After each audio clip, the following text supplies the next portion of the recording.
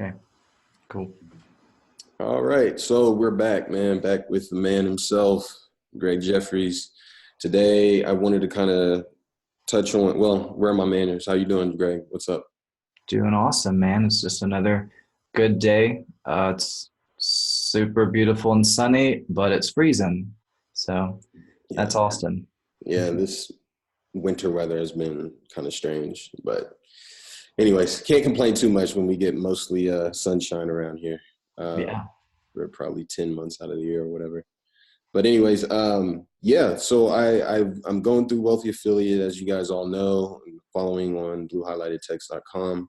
Um, and yesterday, I came to the realization that the research process is talked about, but whenever you have in-house applications like Jaxi, you're kind of limited on what you're meant to do or what you're instructed to do, right? So you can get on there and get keywords, but then once you have the keywords, how do you go a little bit deeper even into a research process? Write intelligent articles, write articles that stand out and really connect with readers. So kind of wanted to talk about that today, get Greg's thoughts on how he goes wide and deep, um, especially after, getting started with just the testing itself. So you can go really, really far into that, and I'm going to let him take over and give a couple thoughts on that. Cool. Yeah. I really like, my strategy involves long tail keywords, but the next question people ask is like, well, which ones do you pick or which ones do you start with?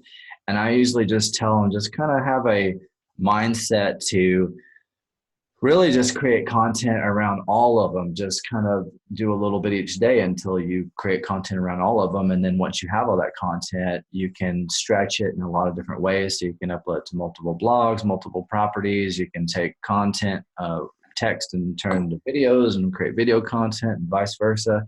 But another way that can help you kind of cherry pick the ones to start with is I'm probably going to butcher this strategy because I don't remember like the exact formulas for this, but my friend Alex Gould that does SEO, affiliate SEO as well, he has a course around this. I forget what it's called, but it's something to do with like CPA, maybe it's like CPA Wealth Blueprint or something. Mm-hmm. But Alex, Gould, you can look him up. And it's what he does. And I really like this because I'm not a big fan of these keyword tools like Jaxing stuff because of the keyword competition tools. I'm all about tools that can give me ideas on keywords, but like I don't really care too much about the competition tools because they're either like some kind of they're also they have their own little proprietary algorithms of how they gauge if this is a competitive keyword or not. And Right. a lot of times what I found is that that's all just garbage. Like it doesn't, I mean, some of it's true, but like some of the keywords that they tell you are super competitive, you're never going to rank for this. Mm. You can, and sometimes really a lot easier than the quote lesser competitive keywords. So what I really like about Alex's strategy is that he uses all the free tools and resources that Google gives us. So like, Google gives you a lot of data, but for most people, even SEOs and affiliate marketers, we're never paying attention to it. We're always looking for like some Mm. little push button software that's going to give us all the answers. But Google gives you a lot of data for free just in their Right. search engine. So what he does is once you get your list of long tail keywords, he plugs them into Google. And I think it's like, so if you do site colon // the website, you'll get a listing of all the websites that are indexed. But I think it's, you can just Google this for these commands, but it's like the in title search command and the in URL search command. So, and then followed by the keyword. And I think he puts it in quotes to make sure like, is this exact phrase in the title of of certain domains and in the URL? Because And he's got his own little proprietary metrics that he's just um, developed over time. So I don't Real remember what quick, Greg. So what you were saying, how do you use that tool again? So you put in site. it's the Google search engine, but like just search for in title, like INTITLE and then Okay. IN URL. And that's going to give you, Google's got all these little search commands that you can type into their search engine and get data.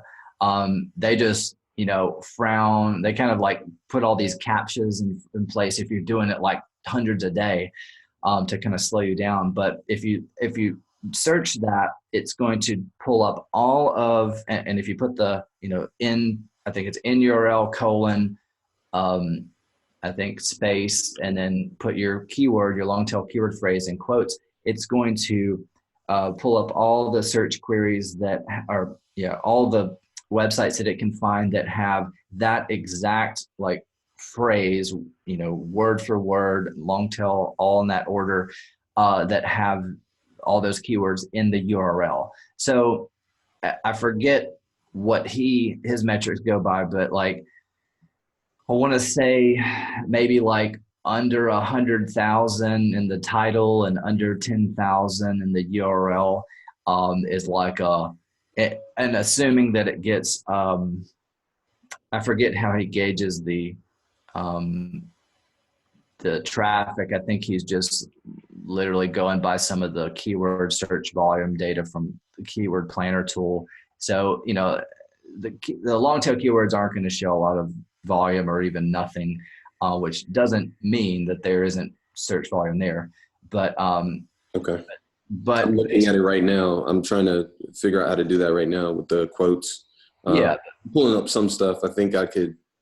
yeah. And if But someone's watching this, they can play around with that. Go ahead. yeah, that gives you your true competition, because if you leave things without quotes, it's going to pull up, Google's going to pull up everything they can find on the internet that it's crawled that has um, those words in the URL or the title in any combination, which that could be a lot of websites. I um, see.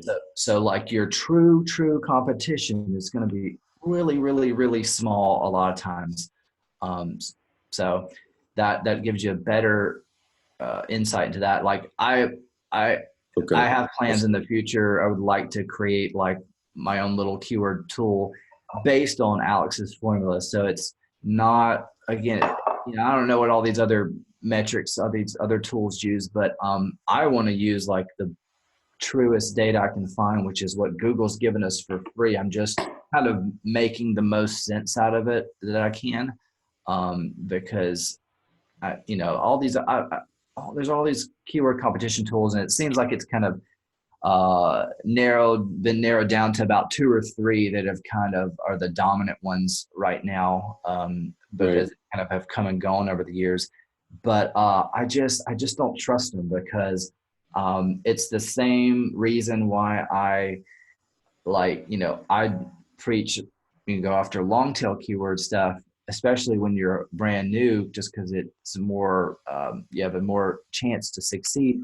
But all the courses, SEO courses that I invested in over the years before I started doing long tail stuff was like, try to go after like product name plus review. And then I would, a couple of years ago, there are ways to get to the top of Google with just a couple of PBN links. And, for videos, you could just spam them with Fiverr gigs for $5 or $10, and you'd be on page one in a couple of days. And that works really well. And so I'd be on page one for these keywords that I was supposed to rank for, and nothing would happen. It wouldn't make any sales.